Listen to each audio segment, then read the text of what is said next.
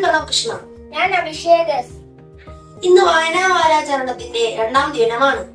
ഇന്ന് നമ്മോടൊപ്പം എത്തിച്ചേർന്നിട്ടുള്ളത് പൂർവ്വ വിദ്യാർത്ഥിനിയും എഴുത്തുകാരിയുമായ കുമാരി നികിത എസ് കൃഷ്ണ.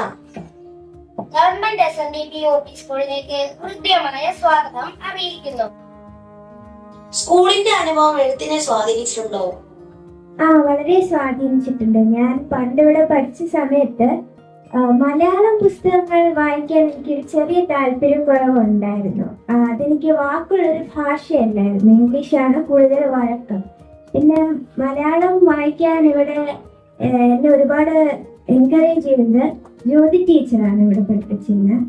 അപ്പോൾ മലയാളം പുസ്തകം ടീച്ചർ എന്നെ വീട്ടിൽ കൊണ്ടുപോകാൻ വേണ്ടി പറയുകയും പിന്നെ അവിടെ നിന്ന് ഞാൻ ബഷീറിന്റെ കഥകൾ വായിച്ചു തുടങ്ങി. അതിന് പിന്നെ മലയാളം പുസ്തകങ്ങളും എനിക്ക് ഒരുപാട് ഇഷ്ടപ്പെട്ടു തുടങ്ങി.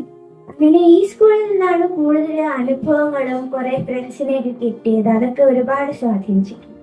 ഇംഗ്ലീഷ് രചനകളാണല്ലോ നടക്കുന്നത്. എന്തുകൊണ്ടാണ് ഇംഗ്ലീഷ് സാഹിത്യത്തിലേക്ക് കടന്നത്? ഇംഗ്ലീഷ് സാഹിത്യത്തിലോട്ട് കടന്നതെന്ന് വെച്ചാൽ ഞാൻ ആദ്യം വായിക്കാനും എഴുതാനും പഠിച്ചത് ഇംഗ്ലീഷ് എന്ന് പറഞ്ഞ ഭാഷയായിരുന്നു. ഇംഗ്ലീഷ് പഠിക്കാൻ വേണ്ടി എളുപ്പമായിട്ടാണ് എനിക്ക് കൂടുതൽ തോന്നിയത്. മലയാളം അക്ഷരങ്ങൾ എഴുതാൻ കുറച്ച് പാടായിട്ട് തോന്നിയിരുന്നു. ഇംഗ്ലീഷ് അക്ഷരം അത്രയ്ക്ക് എഴുതാൻ പാടില്ല. അപ്പൊ അത് എഴുതി പഠിച്ചു, അങ്ങനെ വായിച്ച് പഠിച്ചു. എനിക്ക് ചെറിയ ചെറിയ ഇംഗ്ലീഷ് പുസ്തകങ്ങളാണ് ഞാൻ അധികം വായിച്ചിട്ടുള്ളത്. എനിക്ക് ഇംഗ്ലീഷും മലയാളവും ഇഷ്ടമാണ്, പക്ഷേ ഇംഗ്ലീഷാണ് കൂടുതൽ വഴക്കമുള്ളത്. ബ്ലാക്ക് സീ ദ ഫെയറി, ഫോക്സ്റ്റേഴ്സ് എന്നീ സ്റ്റോറീസ് അല്ലേ എഴുതിയിട്ടുള്ളത്? എന്തിനെ കുറിച്ചുള്ളതാണ്? ആദ്യം എഴുതിയ ബ്ലാക്ക് സീ ദ ഫെയറി എന്ന് പറഞ്ഞ കഥ ഞാൻ വളരെ ചെറിയ പ്രായത്തിലാണ് എഴുതിയത്. എനിക്കൊരു 6 വയസ്സേ കാണത്തുള്ളായിരുന്നു. ഒരു ഫെയറിയെ കുറിച്ചുള്ളൊരു കഥയാണ്. ഞാൻ ഏതോ ഒരു സിനിമ കണ്ടിരുന്നു. എനിക്ക് ആ സിനിമയുടെ പേര് ഓർമ്മ കിട്ടുന്നില്ല. ആ സിനിമയിൽ ഒരു ഫെയറി ഉണ്ടായിരുന്നു. ആ ഫെയറിക്ക് ബ്രൗൺ കളർ ചിറകുകളായിരുന്നു ഉണ്ടായിരുന്നു. അപ്പൊ ഞാൻ വിചാരിച്ചു ഫെയറീസിനൊരു ബ്ലാക്ക് കളർ ചിറകുണ്ടായിരുന്നെങ്കിൽ അവരെങ്ങനെയായിരിക്കും ജീവിക്കുക, അവർക്ക് എന്തൊക്കെ ചിന്തയായിരിക്കും ഉണ്ടായിരിക്കുക. അങ്ങനെ ആലോചിച്ച് അത് പിന്നെ ഭയങ്കരമായിട്ട് വളർന്ന് പന്തിരിച്ച് വേറൊരു കഥയായിട്ട് അങ്ങനെ മാറിയിട്ട്. ഇപ്പൊ 2ാം തീയതി ഫോക്സ് ടെയിൽസ് വന്നത് ഞാൻ ഇവിടെ പഠിക്കുമ്പോഴാണ്, 5ാം ക്ലാസ്സിൽ പഠിക്കുമ്പോഴാണ് ഈ ഫോക്സ് ടെയിൽസ് എന്ന് പറഞ്ഞ കഥ ആദ്യമായിട്ട് ചിന്തിച്ചത്. അപ്പൊ അങ്ങനെ എനിക്ക് കുറുക്കന്മാരെ ഭയങ്കര ഇഷ്ടമാണ്. ഫോക്സസ് എന്ന് പറഞ്ഞ മൃഗത്തെ. ഫോക്സസിനെ തിരഞ്ഞെടുക്കാൻ കാരണം വളരെ കണ്ണിങ് ആയിട്ടുള്ള ഫോക്സസ് ആയിരിക്കും എല്ലാ കഥയിലും വില്ലൻ. അപ്പൊ ആ ഒരു ഐഡിയ എനിക്ക് ഇഷ്ടപ്പെട്ടില്ല. അതുകൊണ്ട് ഫോക്സസിനെ എനിക്ക് വലുതായിട്ട് ഇഷ്ടപ്പെട്ടു.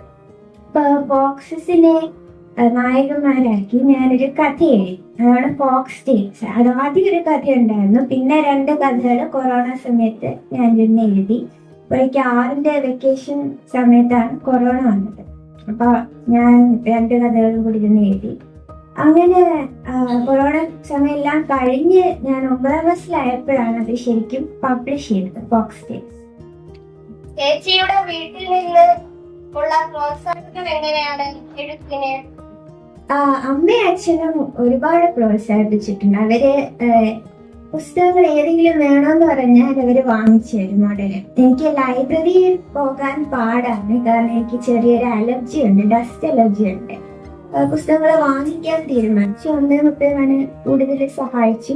അവര് എത്ര പുസ്തകങ്ങൾ വേണമെങ്കിലും വാങ്ങിച്ചു തരും. ഇപ്പോൾ ഒന്ന് വായിക്കുന്നത് നിർത്തുമെന്ന് ചോദിക്കേണ്ട അവസ്ഥയിലായി, കാരണം ഞാൻ എപ്പോഴും ഇരുന്ന് വായിക്കും. മലയാളത്തിൽ പറയുമ്പോഴത്തേക്ക് ബഷീർ, വൈക്കം മുഹമ്മദ് ബഷീർ എപ്പോഴും എനിക്കിഷ്ടമാണ്. പിന്നെ കവിതകൾ, ഓവൻലി കുറിപ്പിന്റെ കവിതകൾ എനിക്ക് ഭയങ്കര ഇഷ്ടമാണ്. ഞാൻ ഇടയ്ക്കിടയ്ക്ക് വായിക്കാറുണ്ട്. അപ്പൊ ആഗത ക്രിസ്റ്റിയാണ് എനിക്ക് ഏറ്റവും ഇഷ്ടപ്പെട്ട എഴുത്തുകാരൻ. അപ്പൊ അതേപോലെ ഒരുപാട് നല്ല എഴുത്തുകാരുണ്ട്. അപ്പൊ കുറെ പുസ്തകങ്ങൾ വായിക്കുമ്പോഴാണ് നമുക്കത് മനസ്സിലാവാൻ പറ്റുന്നത് ഏതാണ് നമ്മുടെ താല്പര്യം, നമ്മുടെ ഇഷ്ടം. ഇവരാണ് ഏറ്റവും ബെസ്റ്റ് റൈറ്റേഴ്സ് ഞാൻ പറയത്തില്ല. ഓരോരുത്തർക്കും ഇഷ്ടപ്പെട്ട ഓരോ ജാനറുണ്ട്. അപ്പൊ അവര് വായിച്ചു വരുമ്പോഴാണ് മനസ്സിലാവുന്നത് എനിക്കിതാണ് ഇഷ്ടം. എന്റെ ഏറ്റവും വലിയ ആഗ്രഹം, ഞാൻ ആദ്യത്തെ പുസ്തകം എഴുതിയപ്പോൾ തന്നെ തീരുമാനിച്ചാണ് എനിക്കൊരു എഴുത്തുകാരി ആകണം. പിന്നെ വളർന്നു വന്നപ്പോഴാണ് അതത്ര എളുപ്പമുള്ളൊരു പരിപാടിയല്ല എന്ന് മനസ്സിലായത്. ഞാൻ 10ാം ക്ലാസ് കഴിഞ്ഞിട്ട് +1 +2 വേറെ വിഷയങ്ങൾ എടുക്കുമല്ലോ. അപ്പം വേറെ സയൻസ് എടുക്കണ്ട, എനിക്ക് ലിറ്ററേച്ചറായിട്ട് ബന്ധപ്പെട്ട് പോകണം എന്ന് അമ്മയുടെ അടുത്തും അച്ഛൻ്റെ അടുത്തും പറഞ്ഞു.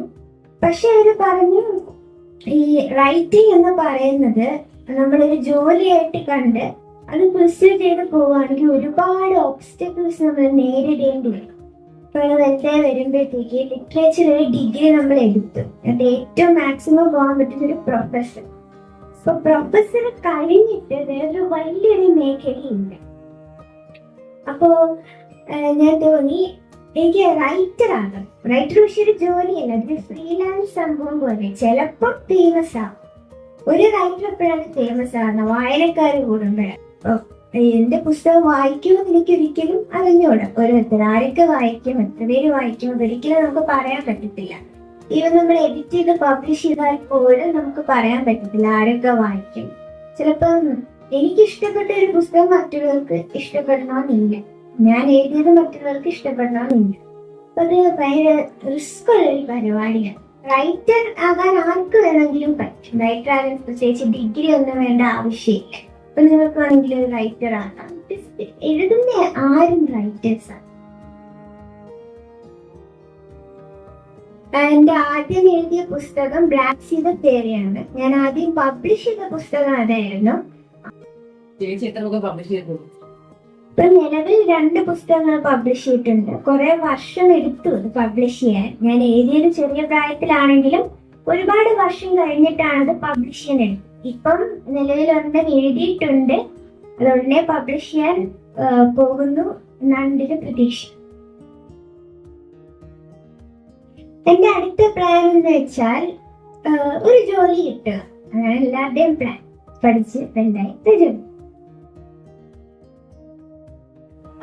എനിക്ക് എഴുതാനുള്ള ഇൻസ്പിറേഷൻ കിട്ടിയതെന്ന് വെച്ചാൽ പുസ്തകം വായിച്ചിട്ട് തന്നെയാണ് എഴുതാനുള്ള ഇൻസ്പിറേഷൻ കിട്ടിയത്. അങ്ങനെ ഒരു പ്രത്യേകിച്ച് വ്യക്തി എനിക്ക് ഇൻസ്പിറേഷൻ തന്നിട്ടില്ല. പക്ഷെ പുസ്തകങ്ങൾ വായിക്കുമ്പോഴേക്ക് കുറെ കഥകൾ ഞാൻ പണ്ട് കേട്ടിട്ടുണ്ട്. എൻ്റെ അമ്മ പറഞ്ഞു തന്നിട്ടുണ്ട്, അച്ഛൻ പറഞ്ഞു തന്നിട്ടുണ്ട്, അമ്മൂമ്മ പറഞ്ഞു തന്നിട്ടുണ്ട്, അപ്പൂപ്പൻ പറഞ്ഞു തന്നിട്ടുണ്ട്. ഈ കഥകൾ കേട്ട് കേട്ട് എനിക്കും കഥകൾ പറയാനുണ്ട്, ഒരുപാട് കഥകൾ പറയാനുണ്ട്. അപ്പൊ കേൾക്കാൻ ആരും ഇല്ല, അതുകൊണ്ട് ഞാൻ എഴുതി വെച്ചു. എഴുതി വെച്ചപ്പോ ഈ പരിപാടി കൊള്ളാലോ എന്ന് തോന്നിയിട്ട് പിന്നെ എഴുതി അതാണ് ഒരു ഇൻസ്പിറേഷൻ. മറ്റു ഒരു പുസ്തകമായിട്ട് പറയാൻ പറ്റത്തില്ല. അപ്പൊ ഞാൻ ഏറ്റവും വീണ്ടും എടുത്ത് വായിക്കുന്ന ഒരു പുസ്തകം ദ ബുക്ക് തീഫ് എന്ന് പറഞ്ഞൊരു പുസ്തകമാണ്.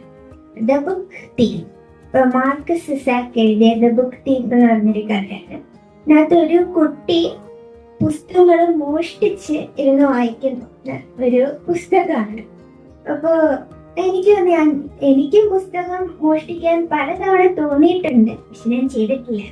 പക്ഷെ ഈ കുട്ടി വേൾഡ് വാർ 2 സമയത്താണ് പുസ്തകങ്ങൾ മോഷ്ടിക്കുന്നത്. കാരണം ആ സമയത്ത് വേൾഡ് വാർ 2 നടന്ന സമയത്ത് ഈ ജർമ്മനിയിലെ ട്രൂപ്സ് അവര് പുസ്തകങ്ങൾ കത്തിച്ച് കളയുന്ന ഒരു രംഗമൊക്കെ അതിനകത്തുണ്ട്. അവർക്ക് പുസ്തകങ്ങൾ ഇഷ്ടമല്ല, അപ്പൊ പുസ്തകങ്ങൾ കത്തിച്ച് കളയുന്ന രംഗമൊക്കെ ഉണ്ട്. ആ കത്തിച്ച് കളയുന്ന പുസ്തകത്തിന്റെ ഇടയ്ക്കുന്ന് ആ കുട്ടി പുസ്തകങ്ങൾ മോഷ്ടിക്കും. ഇങ്ങനെ ആ കുട്ടി പുസ്തകങ്ങൾ ഇരുന്ന് വായിക്കും. നല്ലൊരു പുസ്തകം തന്നെയാണ്, എനിക്ക് ഒരുപാട് ഇഷ്ടപ്പെട്ടു ദ ബുക്ക് തീഫ് എന്ന് പറയുന്നത്. ഞാൻ ഇപ്പൊ എഴുതുന്ന പുസ്തകം അത് ലോങ് അഗോ എന്നാണ് എൻ്റെ പേര്. അത് ജസ്റ്റ് ഇനിഷ്യൽ സ്റ്റേജിലായതേ ഉള്ളത്, അത് എഡിറ്റ് ചെയ്തിട്ടില്ല, പിന്നെ അത് പബ്ലിഷ് ചെയ്യാൻ ആലോചിക്കുന്നേ ഉള്ളൂ. ഞാൻ എഴുത്തെടുത്തു, അത് വെക്കേഷനാണ് ഇരുന്ന് എഴുത്തെടുത്തത്. ഒരുപാട് കഥകൾ നമ്മൾ കേട്ടിട്ടുണ്ട്, പഠിക്കുന്നുണ്ട്.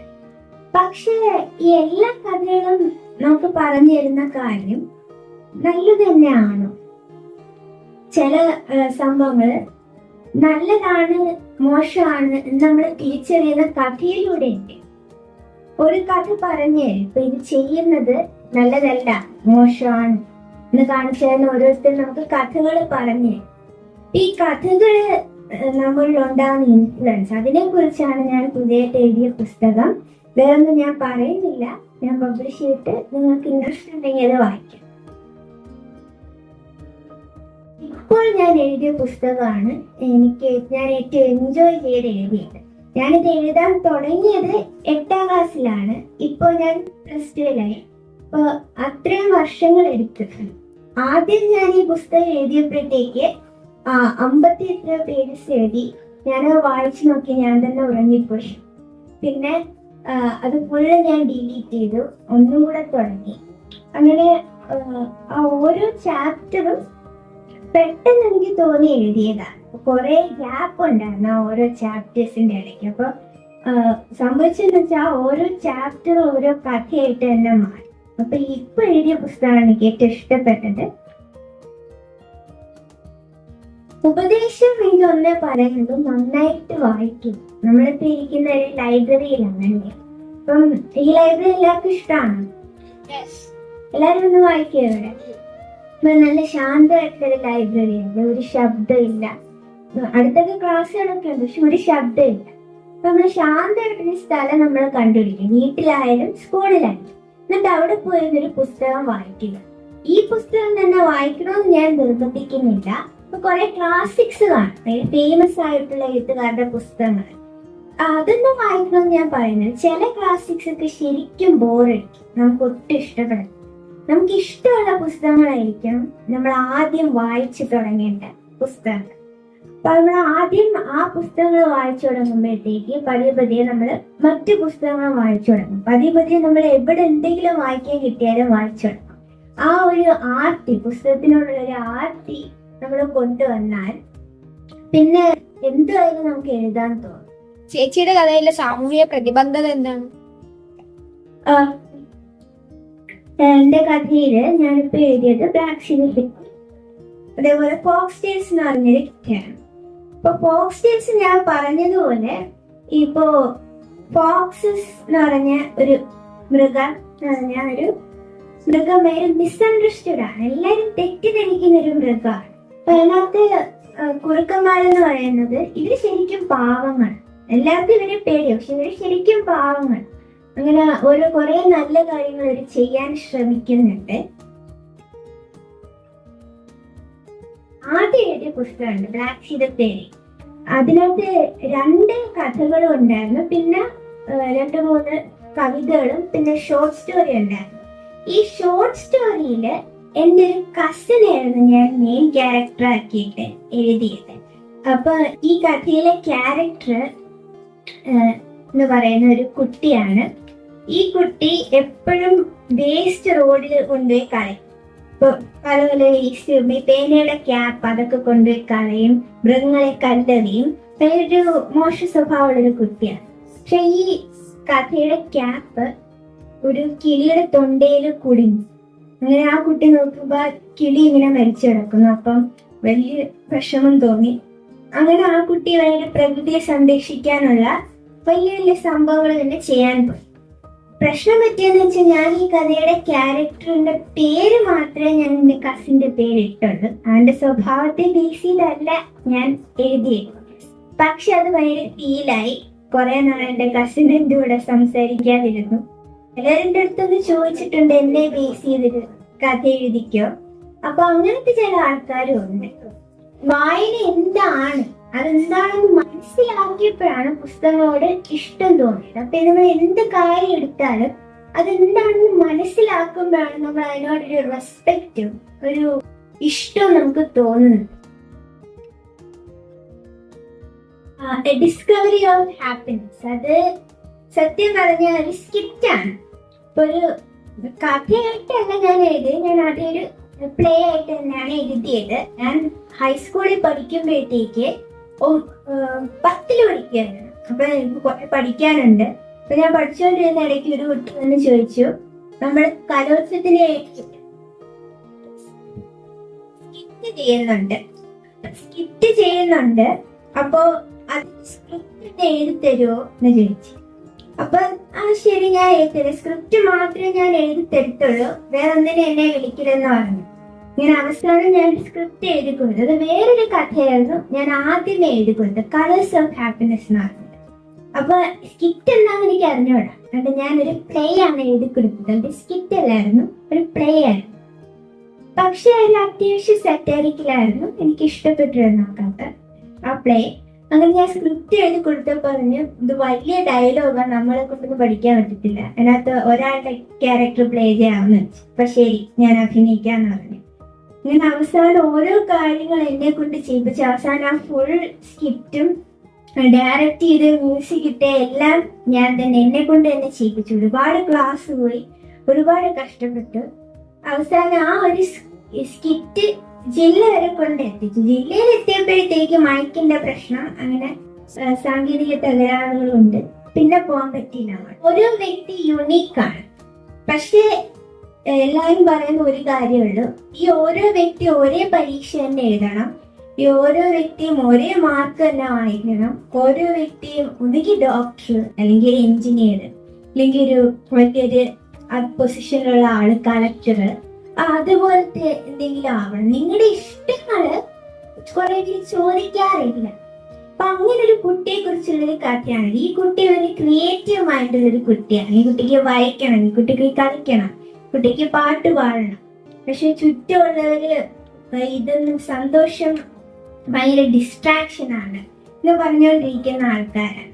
പക്ഷെ അവസാനം മനസ്സിലാക്കുന്നു സന്തോഷം എന്ന് പറയുന്നത് നമ്മൾ ഇഷ്ടമുള്ള ഒരു കാര്യം, ഏതെങ്കിലും ഒരു ജോലി, ഇപ്പൊ ഡോക്ടർ ആയാലും കളക്ടർ ആയാലും എഞ്ചിനീയർ ആയാലും അതിന് താല്പര്യത്തോടെ ഇഷ്ടം ഉണ്ടായിട്ട് ചെയ്യുമ്പോൾ മാത്രമേ നമ്മള് മാക്സിമം അതിനകത്ത് ബെറ്റർ ആകത്തുള്ളൂ.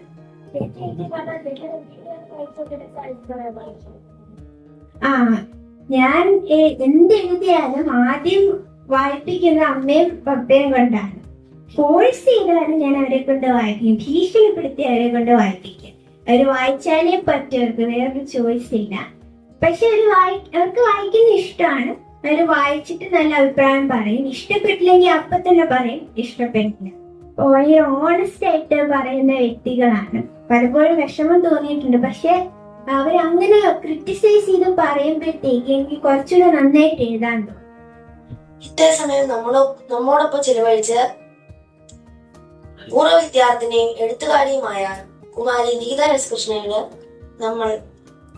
നിങ്ങൾ ചോദിച്ച ചോദ്യങ്ങൾക്ക് ഉത്തരങ്ങൾ പറഞ്ഞു നമ്മളെ അറിവിന്റെ വായനയുടെ ലോകത്തോടെ കടത്തുകൊണ്ടുപോയത് നികിത എസ് കൃഷ്ണയ്ക്ക് ഞങ്ങളുടെ സ്കൂളിന്റെ പേരില് നന്ദി അറിയിക്കുന്നു.